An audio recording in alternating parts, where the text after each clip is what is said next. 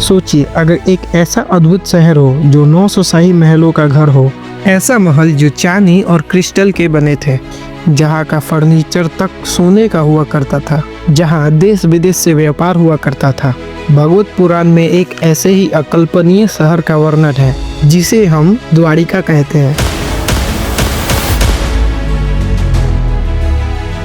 द्वारिका यानी द्वारों की नगरी, A city of abundance, a city of happiness, a city of Shri Krishna.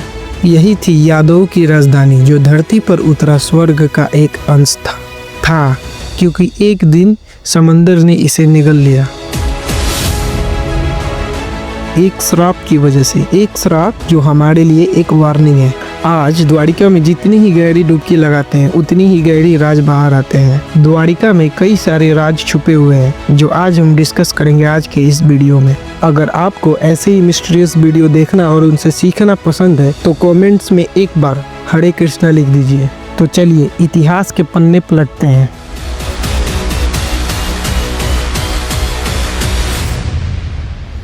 कभी कभी लगता है कि हमारा इतिहास हिस्ट्री कम और फ्यूचर प्रेडिक्शन ज़्यादा है, तो ऐसी अद्भुत द्वारिका खत्म कैसे हुई?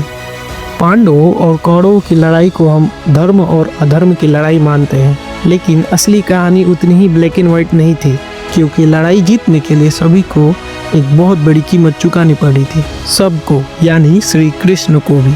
श्री कृष्ण ने ये वादा किया था कि वो कभी भी कुरुक्षेत्र में शस्त्र नहीं उठाएंगे। वो एक पक्ष को सेना देंगे और दूसरे पक्ष के सारथी रहेंगे। बस दैट्स इट। लेकिन फिर युद्ध खत्म हो गया। युद्ध खत्म होने के बाद गांधारी ने श्री कृष्ण से एक सवाल पूछा कि श्री कृष्ण, तुमने वचन क्यों तोड़ा? तुमने कहा तो था कि तुम न्यूट्रल रहोगे, फिर तुम न्यूट्रल क्यों नहीं थे? जवाब भी खुद गांधारी ने दिया। गांधारी कहती है कि श्री कृष्ण कुरुवंश का विनाश चाहते थे और ये भी चाहते थे कि कोई यदुवंशी गद्दी पर बैठे। गांधारी के हिसाब से इसीलिए श्री कृष्ण ने वचन तोड़ा और सबसे झूठ बोला। गांधारी कहती है कि द्रोणाचार्य को किसने मारा? श्री कृष्ण ने। तुमने कभी झूठ ना बोलने वाले युधिष्ठिर से बुलवाया कि अश्वत्थामा मर गया है ताकि द्रोणाचार्य की लड़ने की इच्छा ही खत्म हो जाए, बल्कि मरा अश्वत्थामा एक हाथी था, द्रोणाचार्य का बेटा नहीं। लेकिन तुमने जानबूझकर द्रोणाचार्य को मारा। कर्ण को किसने मारा? श्री कृष्ण ने। तुमने अर्जुन को कहा कि युद्ध के नियमों को तोड़ दो। कर्ण के रथ का पहिया जमीन में धंस चुका था, तब तुमने ही अर्जुन को कहा कि तीर चलाओ। युद्ध नियमों को तोड़कर तुमने जानबूझकर कर्ण को मारा।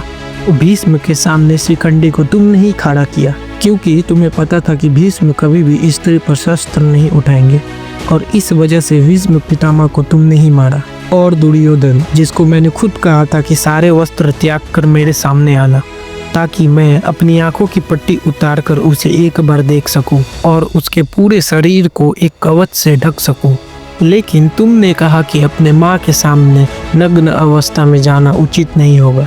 तुमने ही उसे अपनी जांघें ढकने की सलाह दी और इसी वजह से उसकी जांघें मेरी वरदानों से सुरक्षित नहीं हो पाई, और यही उसकी कमजोरी थी जो कोई और नहीं बल्कि तुम जानते थे। और ये जानते हुए भी तुमने भीम को ये कहा कि वहीं पे वार करो। लोग मानते हैं कि शकुनी छल से जीतता था, लेकिन असली छल तो श्री कृष्ण ने किया।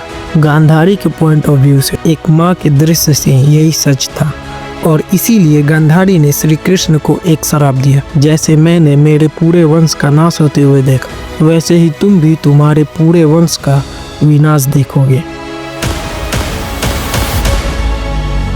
और वही हुआ।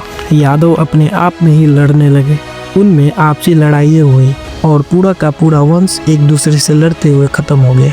और तो और इस श्राप में इतनी ताकत थी कि श्री कृष्ण ने पृथ्वी पर अपनी लीला खत्म करने के बाद, यानी श्री कृष्ण के गुजर जाने के बाद, द्वारिका को ही समुद्र ने अपने आप में ही निगल लिया। कहते हैं जिस दिन श्री कृष्ण पृथ्वी लोक से चले गए उसी दिन द्वारिका डूब गया। श्री कृष्ण का शहर जो किसी भी आक्रमण को तो झेल सकता था, लेकिन एक माँ के श्राप को नहीं। और कहते हैं कि वहीं से कलयुग की शुरुआत हुई। ये कहानी आपको बताना इसीलिए इम्पोर्टेंट है।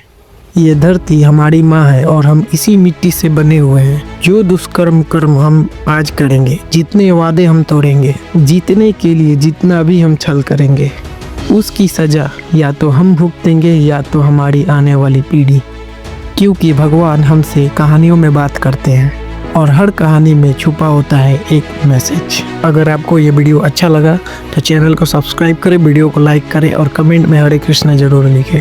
Thanks for watching.